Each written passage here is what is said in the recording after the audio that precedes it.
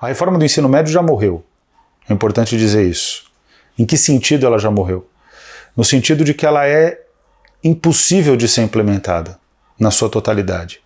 Ela gera uma humilhação para os professores, que se formam, passam toda uma vida formativa para lecionar um conjunto de disciplinas com especialidade, estão sendo levados a lecionar disciplinas completamente estapafúrdias, mesmo que essas disciplinas deixem de existir em algum grau pela reforma do ensino médio, pela lógica dos itinerários, eles vão ser deslocados para disciplinas que não são aquelas das suas formações, então gera uma humilhação dos professores, e a reforma do ensino médio vai deixar de existir porque os alunos não aguentam a reforma.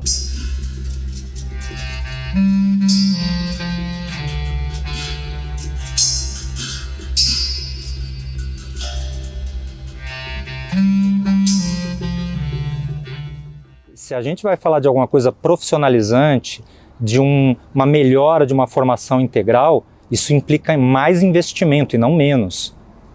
E o que nós temos tido nos últimos anos, com o teto dos gastos, que congelou recursos públicos por 20 anos, inclusive da educação, e que foi apresentado ao mesmo tempo que a reforma do ensino médio, em 2016, como um projeto complementar do teto dos gastos, a gente tem visto uma diminuição dos recursos da educação. Ele não serve nem para a formação técnico profissionalizante, nem para a formação geral. É um projeto fadado ao fracasso porque ele já fracassou. A reforma é a primeira política concreta que as fundações empresariais construíram no Brasil. E ela é um fracasso, porque você não tem nem salas de aulas, nem professores disponíveis para dar todos os itinerários. As escolas públicas brasileiras, elas não têm estrutura para poder receber o novo ensino médio. De itinerário que necessita de laboratório, de itinerário que precisa de quadra funcionando, e a realidade é que as escolas públicas brasileiras acabam alagando quando chove. Ou estão localizadas em um bairro que não tem saneamento básico, ou não tem porta no banheiro. E a gente está falando dessa realidade em diversas áreas do nosso estado, em diversas áreas do nosso país. Então, os reformuladores desconsideram nesse debate que uma escola tem que ter sala de leitura, que tem que ter laboratório, que tem que ter um auditório, que tem que ter professores de artes e especialistas em arte na escola, que o professor precisa ter uma jornada menor em salas de aula e ter um preparo para ser de fato um professor pesquisador. Então a reforma se dá meramente do campo do currículo, e um currículo que precariza. A reforma do ensino médio ela pega 40% da formação dos estudantes, que atualmente é dado de uma forma disciplinar, através de matemática, história, geografia, aqueles conhecimentos tradicionais e consolidados que todos nós conhecemos, pega 40% dessa formação e transforma em outra coisa. Essa outra coisa eles chamam de itinerário formativo. O que é o itinerário formativo? É uma coisa intencionalmente confusa, que vem de cima para baixo, foi dado num contexto de um golpe de Estado, sem discussão pedagógica, sem discussão com professores, com os estudantes.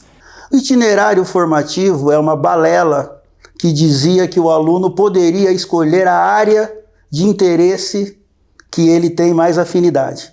Os itinerários formativos tiraram as aulas da ABNCC, que são as disciplinas obrigatórias. As 13 disciplinas obrigatórias que tem no ensino médio. Ao você alterar essa proporção e introduzidos em itinerários formativos, você criou uma bagunça educacional, um caos metodológico e, consequentemente, um desastre pedagógico. Vocês vão poder escolher coisas que vocês têm interesse para aprender. Na verdade, foi tudo muito turbulento, não teve muito dessa escolha. Eu, por exemplo, escolhi um itinerário de exatas e tô num itinerário de linguagens, e eu só tenho matéria de humanas, e eu realmente não sinto mais interesse em estudar. E antes eu tinha, e com as mudanças no ensino médio, a maioria dos alunos perdem a vontade de vir para a escola, perdem a vontade de estudar. E a gente não tendo todas as matérias que vai cair no vestibular, isso também gera ainda mais essa evasão e essa peneira social, né? a gente ainda é muito jovem para saber o que a gente quer seguir no futuro, para escolher desde já. Então, escolher que eu vou fazer exatas, escolher que eu vou fazer humanas, é uma coisa muito precoce pra gente escolher agora, porque eu dou como exemplo eu mesma, sou uma pessoa muito versátil, que quero estudar de tudo, porque eu ainda não sei o que eu quero pro meu futuro. Então, escolher algo agora para definir o meu futuro é algo que me deixa muito insegura e tá deixando vários alunos aflitos, né? O aluno do ensino médio, ele não está preparado ainda para decidir o que ele quer para o futuro dele. Ele ainda está numa fase, né, a qual é uma fase formativa. A reforma do ensino médio significa pra gente muita insegurança com o nosso futuro, porque a gente está falando hoje da prática, que é a realidade das escolas públicas no nosso país, em especial aqui no estado de São Paulo, porque a gente não tem estrutura para receber nem o que é o ensino regular hoje. Quando a gente fala que vai colocar um novo ensino médio, quando a gente fala que quer um novo ensino médio, a gente está falando que quer matérias que dialoguem com as necessidades que a gente tem hoje na escola pública. Itinerário formativo do jeito que está sendo implementado não precisa de formação disciplinar, você precisa de coach, instrutor, tarefeiro.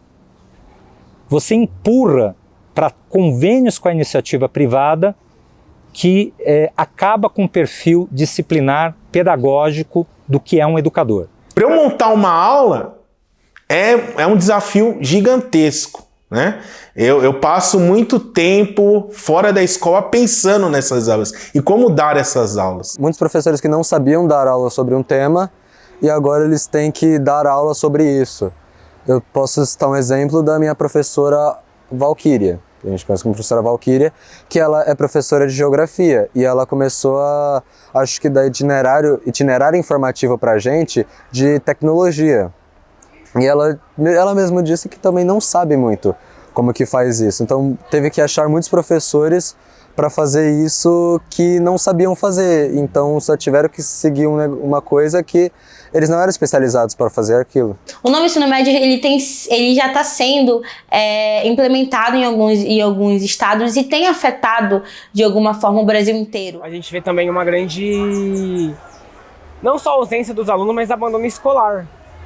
Por conta dessas aulas que não são, além de não serem tão atrativas para os alunos simplesmente não têm vontade de ir para a escola para aprender coisas que não vão acrescentar nada para eles. Nenhum estudante hoje se vê representado no novo ensino médio, nenhum estudante aguenta essas aulas, né? E que inclusive os estudantes falam de largar a escola porque eles não vão conseguir um emprego por causa do novo ensino médio.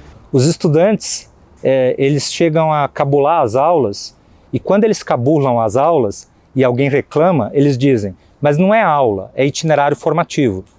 Então a experiência linguística dos estudantes não caracteriza itinerário formativo como aula e, portanto, eles não estão cabulando aula.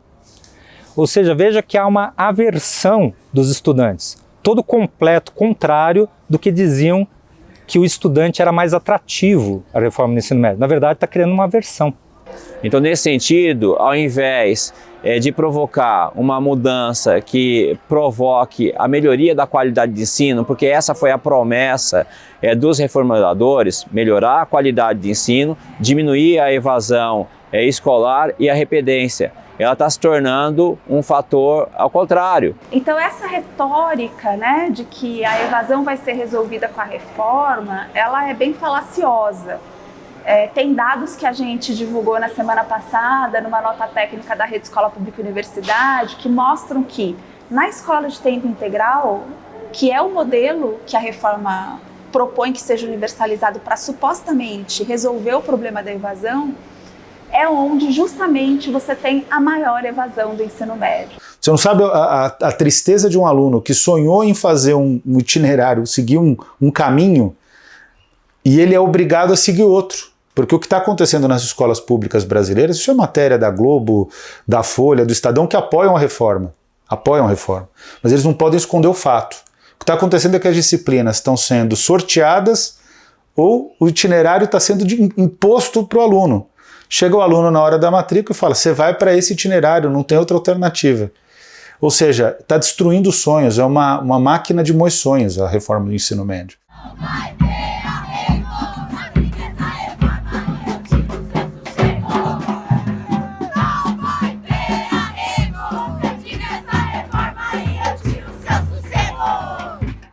preciso pensar também que essa proposta de um novo ensino médio foi pintada para os estudantes e vendido para nós mesmo como uma proposta da 8ª maravilha do mundo, mas na verdade nós fomos enganados, né? Então foi dito que nós poderíamos estudar somente aquilo que a gente gostaria, que as nossas escolas iam estar mais preparadas para poder desenvolver as tecnologias, ter mais laboratório, ter uma série de coisas, mas a realidade é que esse novo modelo de educação não nos serve. Essa nova escola que eu também defendo não é essa nova escola que está sendo colocada no novo ensino médio, né? Uma escola com participação popular, uma escola que de fato empodere o filho da classe trabalhadora. O que nós temos hoje é a romantização do empreendedorismo. Ela se vende como algo de uma escola integral, de uma educação integral. Na verdade, ela apenas se vende porque fazer uma escola em tempo integral não é fazer uma escola com formação integral. E a reforma do ensino médio, ela rebaixa a educação ao invés de propor algo como uma educação integral. Ela rebaixa o currículo dos estudantes, porque ela retira uma boa parte das disciplinas, né, do número de aulas das disciplinas do currículo. Então, o conhecimento científico, humanístico, artístico, ele reduz muito em nome de um avanço muito grande no currículo para a temática do empreendedorismo. Poder repensar sobre como é que um único professor consegue hoje atender mais de 20 salas de aula, assim. Como é que consegue atender mais de 20 turmas numa semana? Quais que são as condições também de ensino que esse professor consegue oferecer para os estudantes? Eu acho que precisam começar primeiro valorizando o professor, né? Valorizando os espaços, melhorando, né, os espaços da escola, diminuindo o número de alunos, né, por turma, porque 40 alunos para um único professor não tem como garantir a qualidade do ensino. Nós não temos como ter um olhar individualizado para cada aluno. Ser professor não é só chegar numa sala de aula e dar aula. E tá aí o conteúdo, aprendam. Não, o professor ele tem uma maneira muito importante, porque o professor é o que marca a vida do estudante. É o que faz o conteúdo entrar na nossa cabeça e entender o conteúdo, e mesmo assim os professores são desvalorizados. Nós temos um verdadeiro problema político de gestão da escola pública, que é que faltam professores. E boa parte dos estudantes em todos os estados do Brasil, incluindo o mais rico do país, que é São Paulo, não há professores suficientes para garantir o funcionamento normal da escola pública. E, em segundo lugar, os professores que estudaram física, que estudaram letras, que estudaram biologia, que estudaram química, que estudaram história, ou geografia, ou filosofia, eles não estão preparados, não tiveram formação, e o Estado não ofereceu nenhum serviço para garantir as disciplinas dos itinerários, que são os mais variados, e alguns são, como se diz agora, disruptivos, ou seja, eles são, qualquer um de nós, qualquer pessoa de bom senso, fica completamente estupefato quando descobre que os seus filhos foram para a escola para aprender a fazer brigadeiro.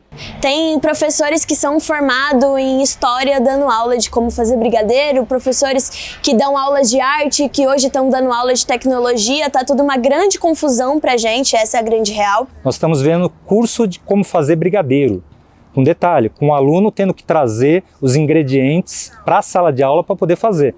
E quem está dando esses cursos são professores que tiveram formação disciplinar.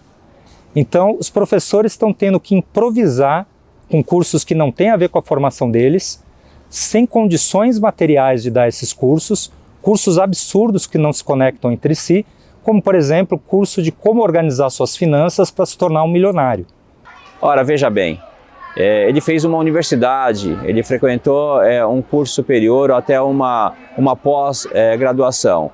A sua disciplina específica agora não tem mais o valor, ou seja, há uma diminuição sistemática do saber organizado e elaborado pela escola. Eu costumo dizer que o novo ensino médio, ele meio que acabou com a minha vida como professor, porque eu escolhi, esses últimos anos, dar aula na escola que eu cursei o meu ensino médio. E eu fui com todas as expectativas de uma escola que me ajudou a me formar, a entrar na faculdade, me deu todo o apoio. Então, todas as minhas aulas, de alguma forma, eu tento passar isso para os meus estudantes. Dessa expectativa de acessar o ensino superior, de uma formação mais humana, uma formação ampla. E o novo ensino médio tirou isso deles. Então, quando eu chego à sala de aula, eu vejo estudantes que hoje estão desanimados. Eu tenho uma aluna de um curso de pós-graduação aqui no Instituto Federal, que mês passado, mesmo ganhando mais, ela preferiu se desligar desse sistema para ganhar menos, porque ela já estava tomando remédios. E isso, nós já temos um cenário de bastante depressão e afastamento médico na rede estadual de educação. Isso só está piorando.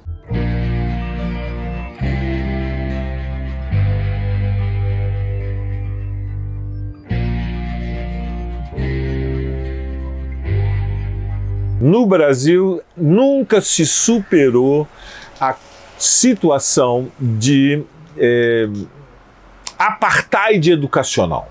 O apartheid, a apartação educacional no Brasil consiste no fato de que cada classe social tem a sua escola. A classe dominante tem um tipo de escola e a classe dominada tem outro tipo de escola. A classe dominante tem uma escola que a prepara para o principal momento de crescimento educacional e profissional, que é o vestibular. E o novo ensino médio pretende criar para a classe trabalhadora, portanto a classe dominada, uma impossibilidade da classe dominada chegar a esse momento. Que momento? A vitória pós-vestibular. A reforma do ensino médio, ela preservou e acentuou esta característica porque ela essencialmente faz, com a introdução dos múltiplos itinerários, uma banalização do que é o ensino médio, o que significa que os filhos das classes trabalhadoras dificilmente poderão ter acesso à universidade pública. É verdade que o acesso às faculdades nunca foi uma realidade da juventude pobre, periférica, mas o novo ensino médio ele vem para piorar isso. Ele vem para aumentar a desigualdade em relação ao acesso do ensino superior. O novo ensino médio ele afasta os estudantes da possibilidade de entrar na universidade e aproxima o estudante do subemprego. Essa é a verdade. É um abismo que está sendo aumentado, que está aumentando entre as escolas públicas e as escolas particulares. Na verdade, o que esse ensino médio faz é multiplicar, numa escala sem precedentes, as desigualdades educacionais no Brasil. Tanto entre os estados, mas dentro dos estados, entre as escolas, porque você não tem mais um currículo compartilhado nem mesmo dentro de uma mesma unidade escolar. Esse é um projeto da elite, esse é um projeto para criar um apartheid educacional ainda mais profundo que já existe no nosso país.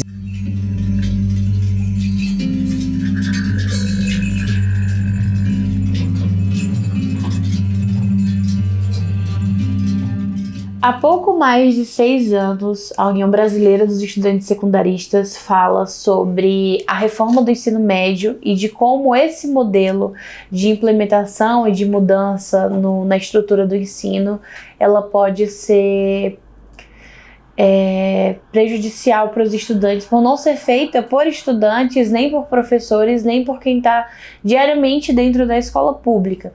Nós queremos uma mudança de fato no ensino médio, em toda a educação, mas uma mudança que escute a base da educação, os professores, os estudantes, a periferia como um todo, que é a maioria desse país, a periferia que leva esse país, E eles não foram escutados nessa mudança. Quando a gente defende a reforma do ensino médio, nós não defendemos voltar para o que era ruim, mas nós defendemos construir um novo modelo de ensino pautado no que os estudantes querem, pautado no que os profissionais de educação indicam, que não foi o que aconteceu quando a reforma foi projetada.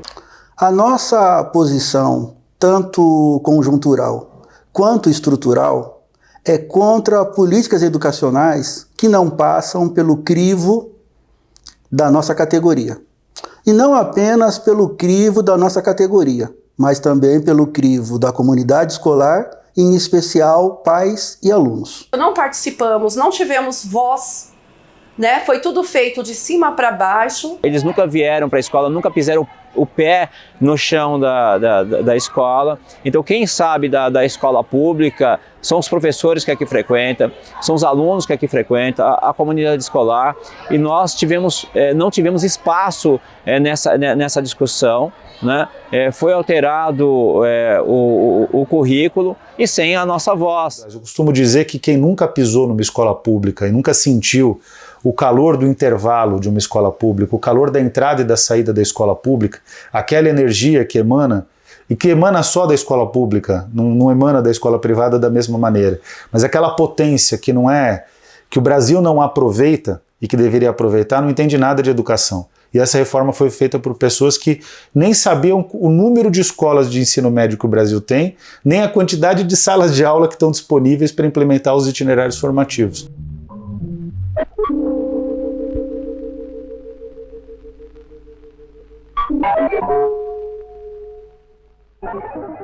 Eu vejo o Luciano Huck da vida defendendo o novo ensino médio. O cara é empresário, o cara lucra inclusive com a miséria dos outros, fazendo post no Twitter, se colocando a favor do novo ensino médio. O que o Luciano Huck pode falar de bom para um estudante do Jardim Ângela sobre o novo ensino médio? Ele não entende nada. O que está por detrás de tudo isso realmente é esses tubarões do ensino privado, né? Fundação Lema, Todos pela Educação, Banco Itaú. Essas fundações que têm interesse em transformar a educação num negócio, em se apoderar dos recursos da educação e, sobretudo, em manipular a educação como um instrumento ideológico e político de dominação. E nós não queremos nenhuma relação com o poder privado, com as empresas privadas, porque as empresas privadas, como o nome já diz, elas buscam o lucro. E nós queremos uma escola pública que busque o conhecimento. Educação é a maior política social do Brasil, fora a Previdência Social. A educação tem 40 milhões de estudantes nas escolas públicas indo todos os dias, mais de 1 milhão de estudantes nas universidades públicas também, tem 2,2 milhões de professores, ao todo 5 milhões de profissionais da educação, para além dos professores, então é uma política muito superlativa. O segundo objetivo das fundações empresariais é, em relação ao dinheiro que está disponível, controlar esse dinheiro. Não é pouca coisa, 300 bilhões. Só que só controlar o dinheiro não basta, então eles também começam agora a querer privatizar. Ou seja, além de controlar o dinheiro, eles querem poder obter lucro por esse dinheiro, né? Esses 300 bilhões de reais que circulam, né, na política educacional brasileira. E aí o quarto, e esse quarto ele é o que é mais debatido na área de educação, mas economicamente ele é o menos relevante em termos de curto prazo, ele é muito relevante no longo prazo, que é formar o indivíduo neoliberal, aquele que acredita que é empreendedor de si mesmo, aquele que acha que ele é sócio, por exemplo, ele é um motorista de aplicativo e é sócio de uma empresa de aplicativo como Uber ou como qualquer outra, né?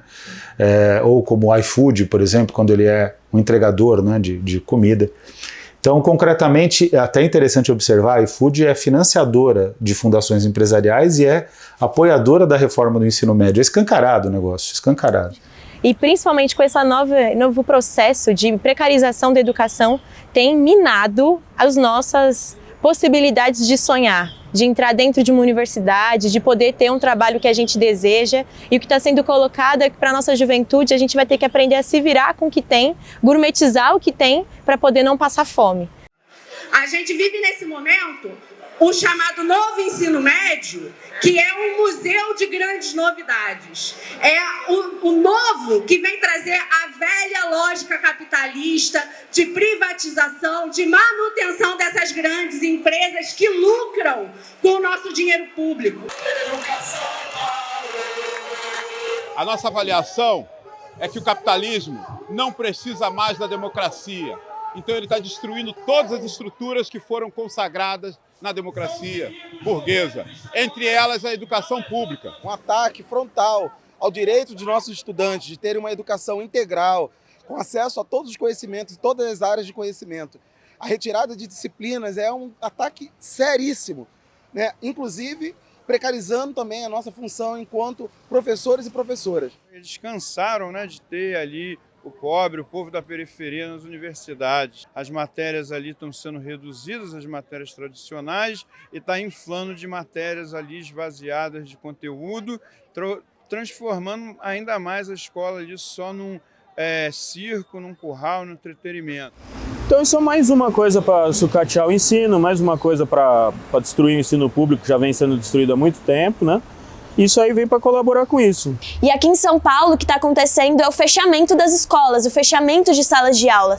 Assim como aconteceu as ocupações lá em 2015 e 2016 contra a reorganização escolar, esse mesmo processo está acontecendo agora. A diferença é que está sendo colocado na surdina. Nós precisamos entender, depois do governo Bolsonaro, que o caos é um método. E que essa desestruturação não cai por si mesma. Ainda mais num cenário tão conservador como nós vivemos atualmente. Sem mobilização popular, ele não cai. A reforma do ensino médio. Inclusive essa pressão que vem tendo, né, dos atos estudantes, que vem nos últimos 3 meses, atos de estudantes, de professores, em todo o país, nas capitais de todo o país, né, já surtiu efeito. Houve uma suspensão desse projeto, né, da implantação do novo e velho ensino médio, mas a pressão ela tem que continuar para que ele seja retirado, para que o ano que vem isso possa acabar. O novo ensino médio ele é o maior ataque que a educação pública, né, já sofreu, né, nos períodos mais recentes, e a gente não pode aceitar isso. Isso daí é um projeto de Estado, né, do Estado brasileiro para a educação pública. E partindo daquela luta lá de 2015, em que os estudantes de São Paulo ocuparam suas escolas contra a reorganização do Geraldo Alckmin, que atualmente é o vice-presidente, né, do Luiz Inácio, né, mostraram que é sim possível revogar esses projetos, que é sim possível revogar esses ataques à educação, a impedir esses ataques. Eu tenho participado dos atos e eu tenho me surpreendido com a força de vontade que os estudantes têm de estar na rua, de faltar na escola, porque entende que é necessário estar na rua para lutar contra a reforma, né? A gente tem visto uma adesão muito grande aos movimentos contra o novo ensino médio. Inclusive, quando teve as ocupações lá em 2015, os estudantes queriam um novo modelo de escola. Só que daquele movimento para hoje, eles não foram escutados. Isso aqui é uma prova de que a gente fala sobre a reforma do ensino médio há muito tempo. Isso aqui é um quadro da gestão de 2016, 2017, onde a presidenta da UBS era Camila Lanes, e aconteceram as ocupações nas escolas para poder denunciar o que era a reforma do ensino médio, o que poderia causar, e reivindicar as mudanças que a gente queria para ter o acesso à educação de qualidade. O que fazer no meio de tudo isso? Recuperar um pouco o espírito que está nos documentários do Pronzato. Rever os documentários do Pronzato. Ocupação de escolas, ocupação ocupa tudo, um pouco daquele espírito de ocupação estudantil, onde está lá no Acabou a Paz, isso aqui vai virar o Chile. Em muitos sentidos a escola fez sentido pela primeira vez para muitos estudantes. Recuperar esse sentido radical da ocupação e fazer a escola voltar a fazer sentido é importante.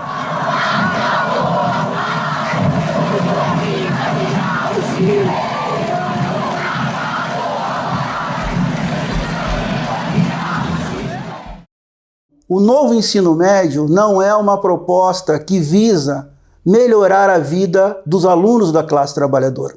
O novo ensino médio visa consolidar o tipo de mão de obra que o capitalismo atual precisa nos países semi-independentes como o Brasil.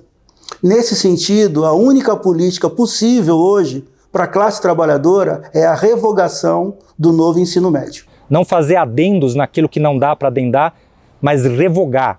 Revogar a reforma trabalhista, revogar o teto dos gastos, revogar o ensino médio, e isso só se faz com mobilização popular intensa nas ruas. A revogação, ela só vai ser possível mesmo se você tiver uma mobilização tanto dos professores quanto dos alunos, né?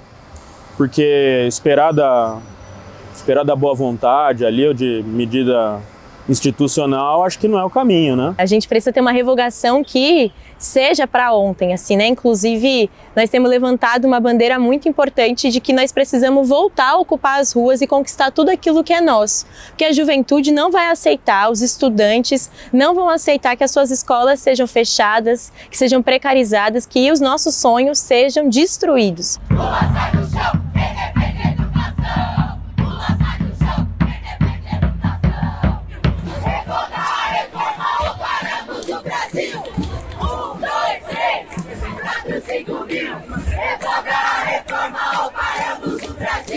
O Brasil viveu uma coisa parecida, uma reforma completamente feita por quem nunca pisou numa escola pública, como essa reforma do ensino médio, que foi a Lei 5692 de 1971, época da linha dura da ditadura militar no Brasil. E mesmo na ditadura militar eles não conseguiram sustentar, porque a realidade se impõe. É difícil prever qual vai ser a decisão do governo. Nós sabemos que o governo Lula é um governo de frente ampla, ou seja, há interesses da classe dominante presentes dentro do governo. Simone Tebet não estava distraída, nem o Lula quando foi incorporado ao governo, nem os ministros indicados pela União Brasil ou pelo PSD, do Congresso também, ou pelas bancadas da centro-direita, do centrão dentro do Congresso. Haverá um conflito. O governo Lula, o governo que hoje está, é um governo que tem compromisso e obrigação de revogar essa nova legislação. Estamos cobrando também o governo Lula, principalmente das ações que o ministro da Educação tem tomado de colocar conselheiros ligados à Fundação Lema. Então a gente tem cobrado do governo Lula, que é um governo popular, onde nós fizemos uma luta muito grande para elegê-lo. Nós não podemos ter esse tipo de conselheiros dentro da educação, dentro do Ministério da Educação, sendo um governo popular.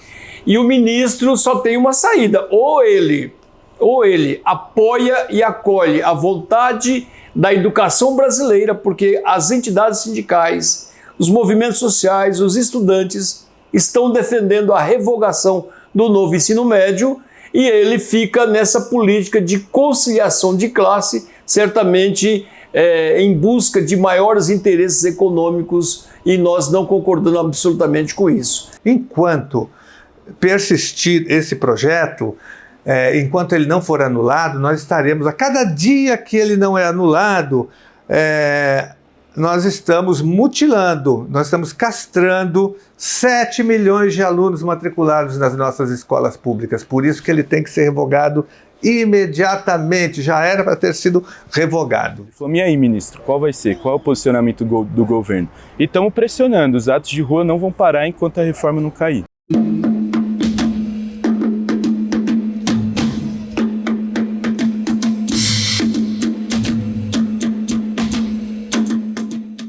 Concretamente, se abrir para votar no Congresso Nacional hoje, até porque o governo está defendendo tanto a reforma e está tão frágil no Congresso Nacional, eu tenho absoluta certeza, como é uma lei ordinária, maioria simples, que a gente passa na Câmara e passa no Senado. Tenho absoluta certeza disso. Agora o governo precisa tomar a decisão de que lado que ele está. E tem questões que o governo Lula não pode tergiversar. Não existe frente ampla sobre a destruição de um sonho de uma criança, de um adolescente. Não existe frente ampla sobre a destruição profissional de um educador. Então eu acho que é bom que o governo reveja suas posições.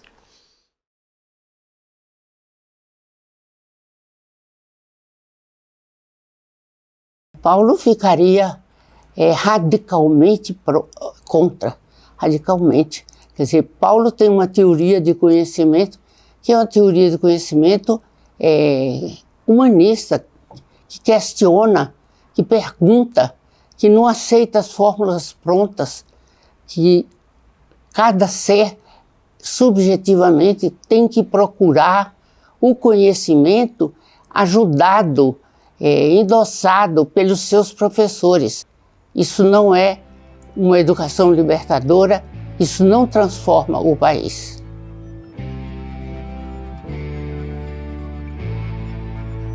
Na calada da noite, Os estudantes fazem o futuro amanhecer. Quem aprendeu a ler e escrever sabe bem que analfabeto jamais voltará a ser. Mesmo que o destino reserve um presidente adoecido e sem amor, a juventude sonha sem pudor. Flor da idade, muito hormônio, não se curva ao opressor. Pode apostar, a rebeldia do aluno é santa. Não senta na apatia da injustiça. Agita e infernize, a rua avança. Escola não tem medo de polícia. Pode apostar, balbúrdia de aluno é o que educa. Ensina o governante que caduca. Retroceder não é uma opção. Respeito é pra quem dá educação. Respeito é pra quem dá educação. Respeito é pra quem dá educação.